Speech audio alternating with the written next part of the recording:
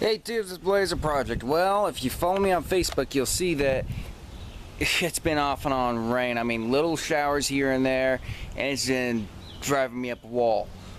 So, got an actual break in the rain for a while. So I got out here, got the Dayton out, well, torn apart. Hood's off, it's over there. Took the center support rod down.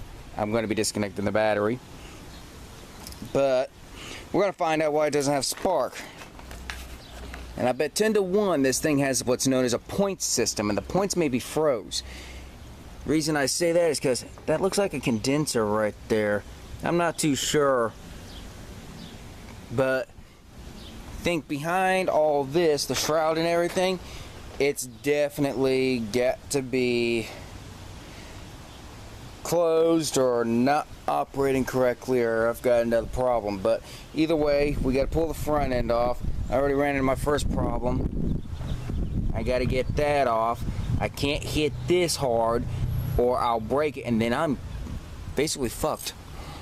Excuse my language, but that's what it is. And I know YouTube has a sensor thing out, but I don't have a program that I can censor anything with. So I'm gonna see what I can figure out as far as things go about getting that loose, or see if I can get those cleared out, and that may be for a puller or something. I don't know. I'll see what I can figure out. So I'm gonna shut it off here, bring it back once I get all the shroud off. Hang tight. As you can tell, shroud and everything's off. Look like that pulley came off very easily. Then it had this spacer behind it, but it's not a point system. Regular coil, but mud daubers definitely got there. So move that to the side. See how strong. Oh yeah.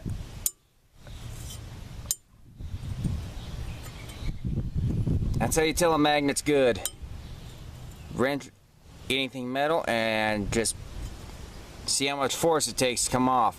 So the magnet is good. I wonder if this coil is bad.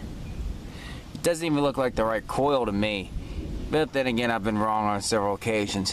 What I'm gonna do is take some brake cleaner, do some cleanup, go inside, find some old business cards and readjust this coil. Do some cleanup because that doesn't look like a good ground. That's loose, out, and so forth. But other than that, I'm amazed it's in better shape than I was expecting, so that's awesome.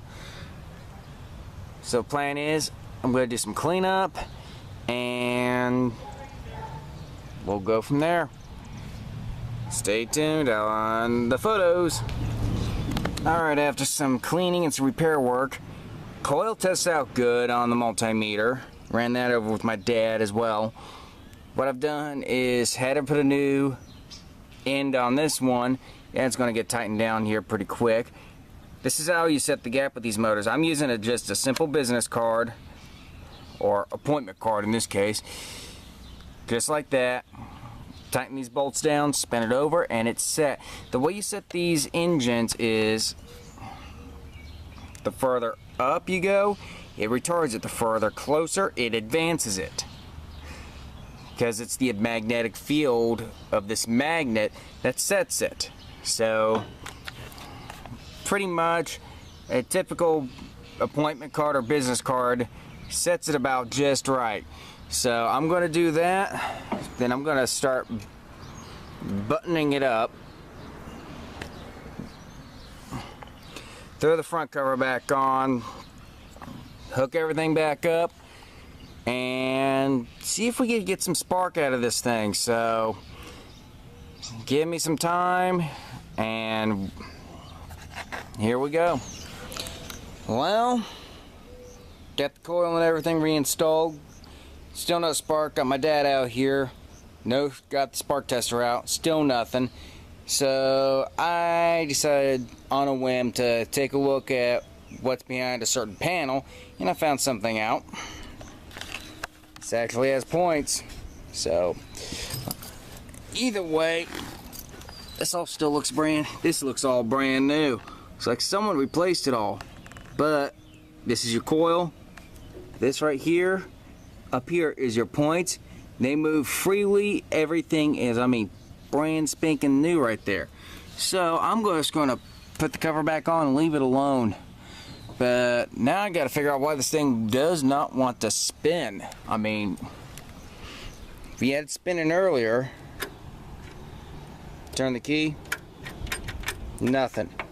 My wonder is if that box down there behind the hood is bad, so I gotta do some research on the internet and go from there. Try and find something out on this thing. Get the information off the numbers and so forth. But other than that, I mean, progress was definitely made today, and I definitely needed to take that apart to find out there was mud daubers in there.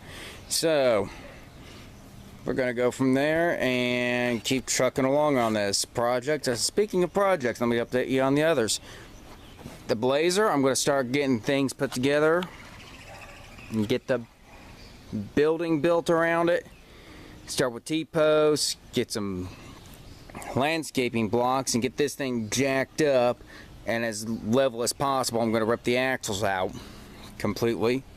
Workhorse, who's under the tarp, is getting a whole new exhaust. I'm going to make a stack system, that way I don't freaking melt throttle cables from now on. Parts right are in Toolbox. And Toolbox, later on this year, I will be ordering disc brakes for it. And I mean, we're going to convert the rear end from drum to disc. And trust me, it's going to be awesome. Because this truck needs it. It tows a lot at times, and the drum brakes, I'm sorry, discs, in my opinion, for trucks like this or even some of the heavier ones, they need it. But semis and so forth have worked with drum brakes for a long time. They're easy to maintain on them, as far as I know. So don't get me wrong, yes, it definitely needs a brake improvement and a few other improvements. So, recap today, tore into the Dayton, got the coil found, got it all straightened out, found out it's still capable of working. Now we ran into a no start issue, or no turnover, and no spark. So, I gotta do some digging on that. I'm gonna put it back together, get the hood back on, and so forth. The Blazer, I'm gonna start piecing together the building, and once that's done, I'm going to be out here working on the monster 24/7, 365 as much as possible. Workhorse, get the new exhaust put on, and I'm going to call it good.